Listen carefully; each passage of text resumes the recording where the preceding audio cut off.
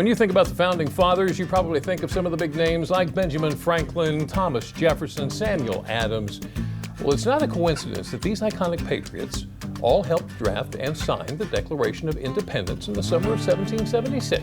But there are plenty of other characters in the history books who helped usher in the birth of America that don't get enough time in the spotlight. One of those names you are probably very familiar with. Well, here to talk about this key historical figure, Andy Nunez, who is an author and amateur historian. Thanks for joining us this afternoon. Glad to be here. Good to see you. Yeah. We're talking Caesar Rodney. Caesar Rodney, yeah, they named a high school after him. He must have been He must have done something. He did something good. Tell us about Caesar Rodney. Caesar Rodney, he was born near Dover. Matter of fact, about 300 yards from Dover Air Force Base on his family plantation named Byfield. Okay. His father died quite young when Caesar was only 17. Until adulthood, he was under guardianship. His father was very prominent, very wealthy, and so he moved around in the higher circles and eventually went into politics. So he became, throughout his history, like sheriff, which was very important because sheriffs helped appointed judges in those days. He was a clerk of court, he was register of wills, there's all kinds of different things, including a captive militia during the French and Indian War. The part we're interested in is that he was a strong advocate for independence, which was against most of his fellow landed gentry who were mostly Anglicans and loyal to the crown. He sided more with the minorities who were Scots and Ulstermen.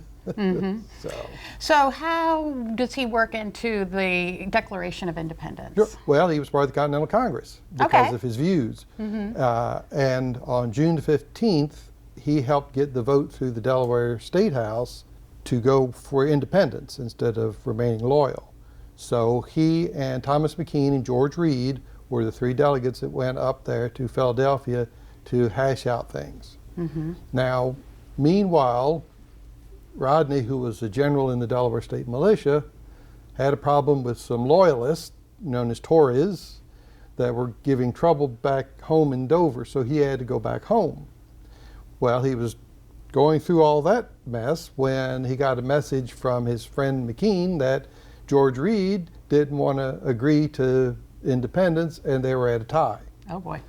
Could he come back to Philadelphia? Because he's number 3. He's number 3. He'd be the tiebreaker. So he, you know, in the middle of all this mess, he says, yep, got to go. Gets on his horse, rides 70 miles to Philadelphia through a thunderstorm. Didn't change or anything, just came as he was, showed up there at the hall in his spurs, jingling down the hallway. And with him breaking the tie, all 13 colonies agreed. He signed the Declaration himself on August the 2nd. There we go.